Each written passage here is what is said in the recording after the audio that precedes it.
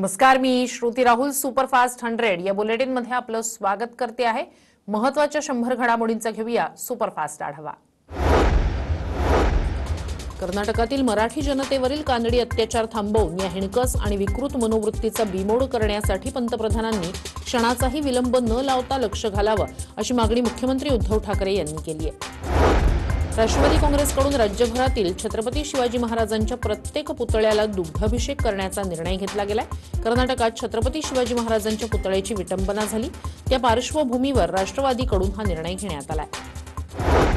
बंगळुरूतील घटनेचा देवेंद्र फडणवीस यांनी निषेध केलाय. छत्रपती शिवाजी महाराज संपूर्ण देशाचे दैवत आहेत. देशात कुठेही शिवरायांचा अवमान होत असेल तर त्याचा निषेधच, असं फडणवीस यांनी म्हटलंय.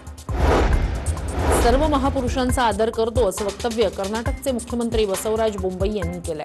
छत्रपती शिवाजी महाराज आमच्यासाठी आदरणीयच आहेत असंही त्यांनी म्हटलंय. तसंच दोषींवर कडक कारवाई केली जाईल अशी ग्वाहीही बोम्मई यांनी दिली आहे. केंद्रीय गृहमंत्री अमित शहा आज पुणे दौऱ्यावर आहेत. पुणे पालिकेकडून अमित शहांच्या दौऱ्याची तयारी करण्यात आली आहे. ते आज छत्रपती शिवाजी महाराजांच्या पुतळ्याचं भूमिपूजन करणार आहेत, तर डॉक्टर बाबासाहेब आंबेडकरांच्या पुतळ्याचं शहांच्या हस्ते अनावरण होणार आहे. केंद्रीय गृहमंत्री अमित शहा यांनी भेट न दिल्यास शिवसेना आज पुण्यात आंदोलन करणार आहे. कर्नाटकातील बंगळुरूत छत्रपती शिवाजी महाराज यांच्या पुतळ्याची विटंबना झाली, त्या पार्श्वभूमीवर शिवसैनिकांनी हा इशारा दिलाय. मध्य रेल्वेवर आज सगळ्यात मोठा 18 तासांचा मेगा ब्लॉक असणार आहे. ठाणे ते दिवा 5व्या आणि 6व्या मार्गासाठी हा 18 तासांचा ब्लॉक असेल.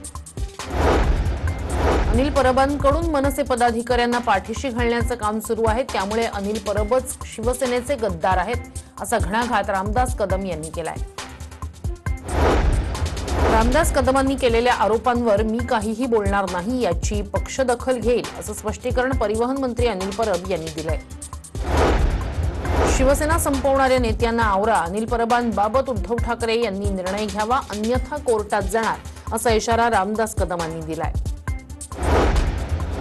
मला आणि माझ्या मुलाला तिकीट मिळू नये यासाठी अनिल परब यांनी सर्वतोपरी प्रयत्न केले असा गंभीर आरोप रामदास कदम यांनी केला. अनिल परब यांनी मला आणि माझ्या मुलाला संपवलं असा आरोपही रामदास कदमांनी केलाय. रामदास कदम यांनी शिवसेनेला राजकीय धक्का देण्याचे संकेत दिलेत. माझी मुलं आणि समर्थकांसोबत चर्चा करून पुढे काय करायचं याचा निर्णय घेतला जाईल. महिन्याभरात पत्रकार परिषद घेऊन मी निर्णय जाहीर करेन असं रामदास कदम यांनी म्हटलंय. रामदास कदम हे ज्येष्ठ नेते आहेत, त्यांच्यावर मी बोलणं योग्य नाही अशी सावध प्रतिक्रिया मंत्री उदय सामंत यांनी दिली आहे.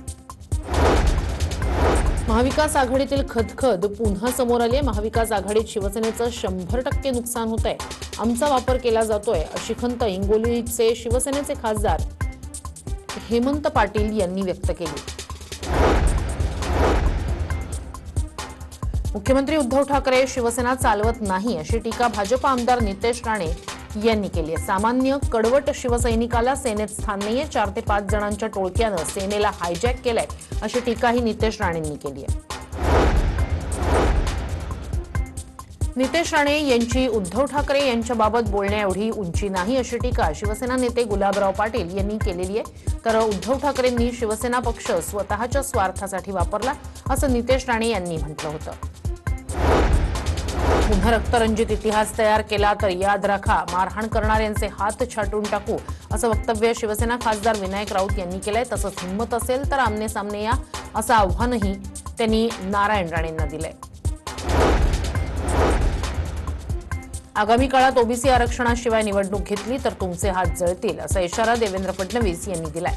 तसंच ओबीसी आरक्षणासाठी आम्ही रस्त्यावर उतरणार असा इशाराही फडणवीसांनी दिलाय. राज्यात होऊ घातलेली नगरपंचायत निवडणूक ही काळी निवडणूक आहे अशी टीका भाजप नेत्या पंकजा मुंडे यांनी केली आहे. तसंच ओबीसी आरक्षणाबद्दलचा इम्पेरिकल डेटा महाविकास आघाडी सरकारनं दिला पाहिजे अशी मागणीही त्यांनी केली आहे. भाजप नेत्या पंकजा मुंडे यांनी पुन्हा एकदा महाराष्ट्र दौऱ्याची घोषणा केली आहे. 26 जानेवारीपासून त्या महाराष्ट्र दौऱ्याला सुरुवात करणार आहेत. महाराष्ट्राच्या प्रत्येक जिल्ह्यातील बँका आदर्श मानल्या जायच्या, मात्र आज फक्त 3 बँका अशा स्वरूपाच्या आहेत असं वक्तव्य केंद्रीय सहकार मंत्री अमित शहा यांनी केलंय. हजारो कोटींचा घोटाळा कुणी केला असा सवालही त्यांनी केलाय. सहकार चळवळ मोडीत निघाली असं सांगणारेच सहकारी कारखाने विकत घेतायत असा टोला देवेंद्र फडणवीस यांनी नाव न घेता राष्ट्रवादी काँग्रेसला लगावला.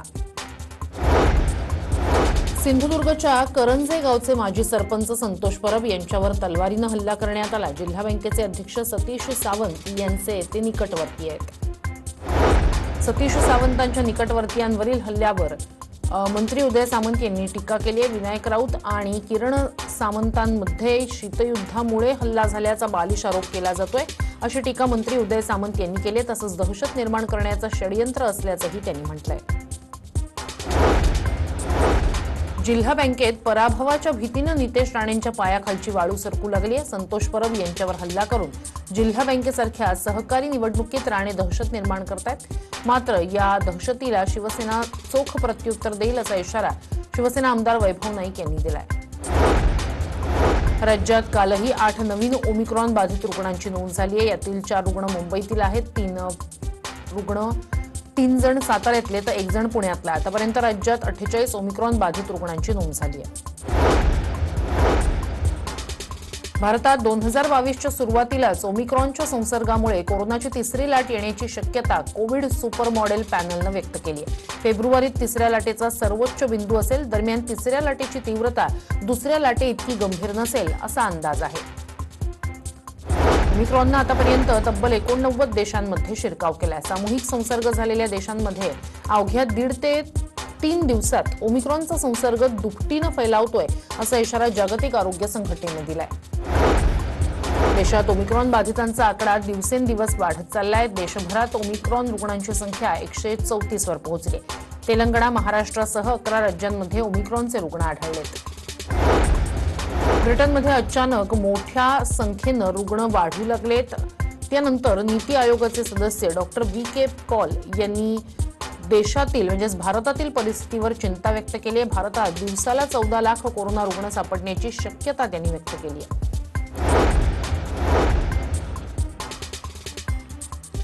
अमृतसरमध्ये सुवर्ण मंदिरात एका तरुणानं श्री गुरु ग्रंथ साहिब समोर ठेवलेली कृपाण उचलण्याचा प्रयत्न केला, मात्र लोकांनी त्याला पकडून बेदम मारहाण केली, ज्यात तरुणाचा मृत्यू झालाय।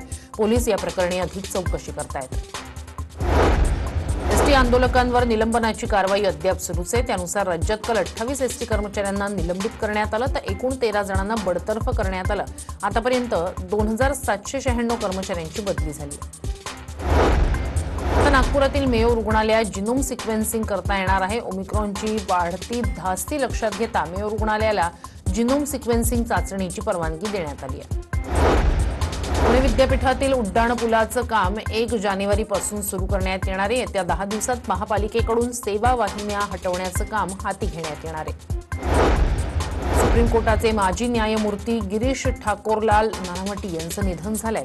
वयाच्या 86व्या वर्षी हृदयविकाराच्या झटक्यानं त्यांनी अखेरचा श्वास घेतला।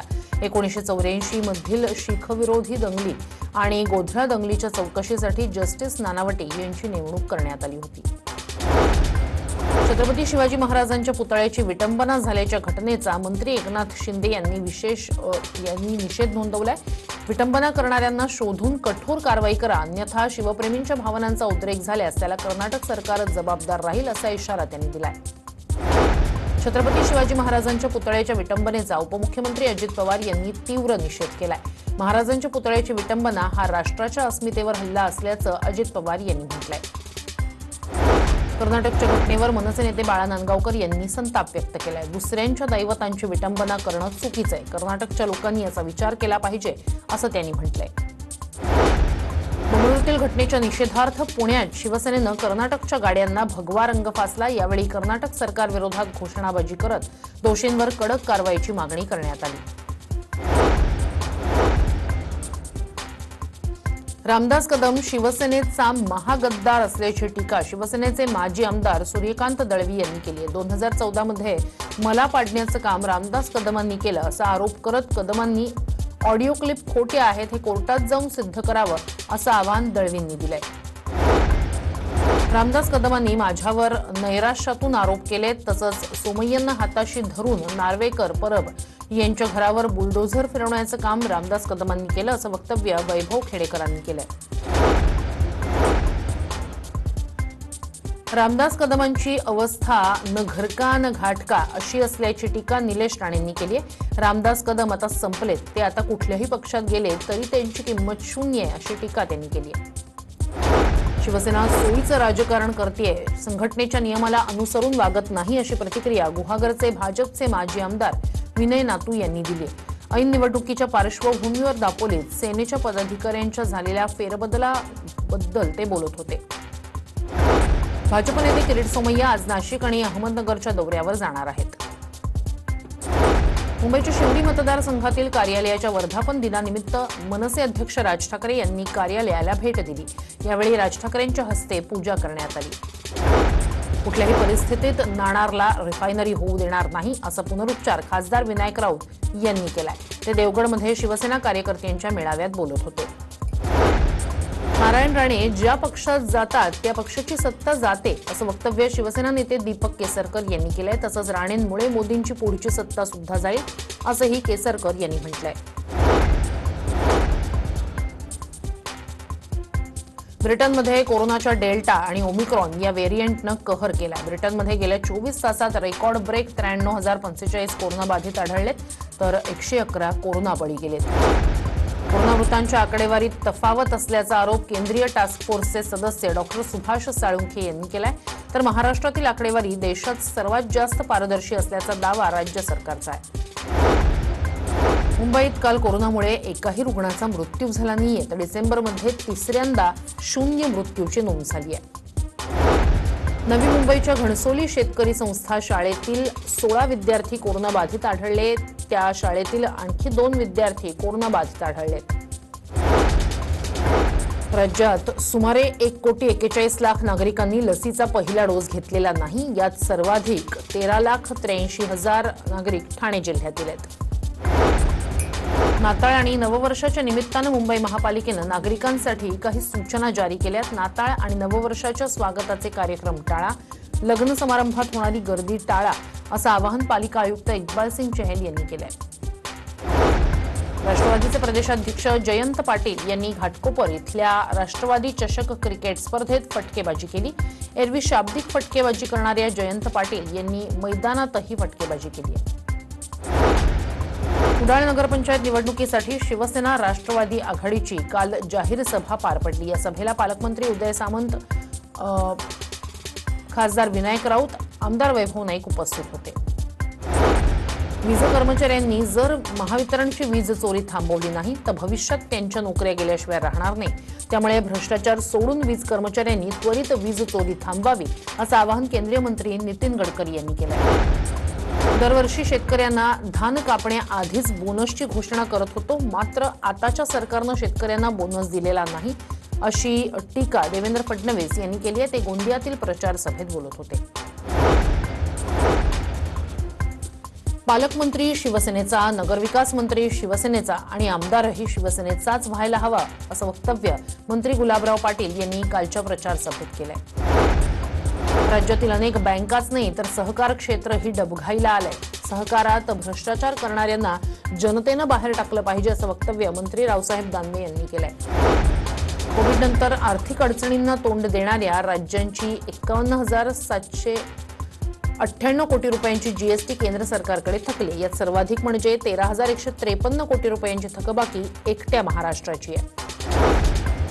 आरोग्य भरती आणि म्हाडा पेपर फुटी प्रकरणातील उद्धव नागरगोजे, डॉक्टर संदीप जोगदंड, श्याम मस्केसह आणखी 2 आरोपींना 20 तारखेपर्यंत पोलीस कोठडी सुनावण्यात आली, तर इतर 3 आरोपींना 22 तारखेपर्यंत पोलीस कोठडी सुनावण्यात आली. मंत्री नवाब मलिक यांच्या विरोधात गुन्हा नोंदवण्यासाठी शिवडी दंडाधिकारी न्यायालयानं नकार दिलाय. भाजप नेते मोहित कंबोज यांनी नवाब मलिकांविरोधात केलेल्या फौजदारी कारवाईचा अर्ज न्यायालयानं फेटाळलाय. एनसीबीचे अधिकारी समीर वानखेडे यांची बहीण यास्मिन वानखेडे यांनी मंत्री नवाब मलिकांविरोधात याचिका दाखल केली आहे. प्रसारमाध्यमांमध्ये चुकीचे आरोप आणि ट्विटरवर चुकीच्या पोस्ट टाकून बदनाम करण्याचा कट आखल्याचा आरोप करत ही याचिका दाखल करण्यात आली आहे. अतिरिक्त मुख्य महानगर दंडाधिकारी यांनी अभिनेत्री कंगना रनौतची याचिका फेटाळली. जावेद अख्तर यांच्याबाबतचा खटला इतर कोर्टात सुनावणीसाठी पाठवावा अशी मागणी कंगनानं केली होती. घरगुती हिंसा प्रकरणी मुंबईचे पोलीस आयुक्त हेमंत नगराळे यांना सुप्रीम कोर्टानं झटका दिलाय. घटस्फोटित पत्नीनं घरगुती हिंसेप्रकरणी दाखल केलेला खटला रद्द करण्याची नगराळेंची मागणी सुप्रीम कोर्टानं फेटाळली आहे. एमपीएससी आयोगाकडून जाहीर झालेल्या उत्तर सूचीमध्ये चुकीची उत्तरं देण्यात आली. बरोबर उत्तरं दिलेले प्रश्न रद्द केले, त्यामुळे विद्यार्थी नापास झाले. त्या विरोधात विद्यार्थ्यांनी एमपीएससी विरोधात औरंगाबाद खंडपीठात याचिका दाखल केली आहे. त्यावर 20 डिसेंबरला सुनावणी होणार आहे. ठाण्यातील भीमनगर आणि वर्तकनगर परिसरात बिबट्याचा वावर सीसीटीव्हीत कैद झालाय. त्यामुळे मोठी खळबळ उडाली. त्यामुळे वनविभागानं गस्त वाढवली आहे. लोकांनीही सतर्क राहावं असं आवाहन वनविभागाच्या अधिकाऱ्यांनी केलंय. नागपुरात कार चालकानं वाहतूक पोलिसाला गाडीवर बसून ओढत नेल्याची घटना घडली. वाहतूक नियमांचं उल्लंघन करणाऱ्या कार चालकावर कारवाई करत असताना ही घटना घडली आहे. नाशिकमध्ये एसटी कर्मचाऱ्यांचा संप सुरूच आहे. जिल्ह्यातील 13 डेपो अजूनही ठप्पच आहेत. 22 बसवर दगडफेक झाल्यानं सुमारे 2,28,500 रुपयांचं नुकसान झालंय. पालकमंत्री नितीन राऊत यांच्या नेतृत्वात महागाई विरोधात नागपुरात काँग्रेसनं पदयात्रा काढली. केंद्रातील भाजप सरकारनं सर्वसामान्य नागरिकांचं जीवन बेहाल केल्याची टीका त्यांनी केली. विरोधी पक्षनेते प्रवीण दरेकर यांनी अहमदनगरमधील संगमनेर आगारातील एसटी कर्मचाऱ्यांच्या आंदोलनाला भेट दिली आहे. यावेळी दरेकरांनी कर्मचाऱ्यांच्या समस्या जाणून घेतल्या. गेल्या 1.5 महिन्यापासून कर्मचारी आंदोलनाला बसलेत. ठाण्यात महात्मा फुले आणि क्रांतीज्योती सावित्रीबाई फुले यांचं स्मारक उभारण्याचा मार्ग अखेर मोकळा झालाय. ठाणे पालिकेचे सभागृह नेते अशोक वैती यांनी फुले दाम्पत्याचं स्मारक उभारण्याचा प्रस्ताव सभागृहात सादर केला होता. बीडमधील द्वारकादास मंत्री नागरी सहकारी बँकेतील गैरव्यवहार प्रकरणी 28 जणांवर फसवणुकीचे गुन्हे दाखल करण्यात आले. तत्कालीन मुख्य कार्यकारी अधिकारी राधेश्याम सोहनी आणि अध्यक्षासह तब्बल 28 जणांवर फसवणुकीचा गुन्हा दाखल करण्यात आला. सेनगाव तहसीलदार जीवनकुमार कांबळे यांनी चक्क मयत ग्रामसेवकाच्या नावानं कोरोना लसीकरणाच्या मोहिमेचे आदेश काढलेत. बदलापुरातील बारमध्ये तरुणावर धारदार शस्त्रानं वार करण्यात आले. यात तो तरुण गंभीर जखमी झालेला आहे.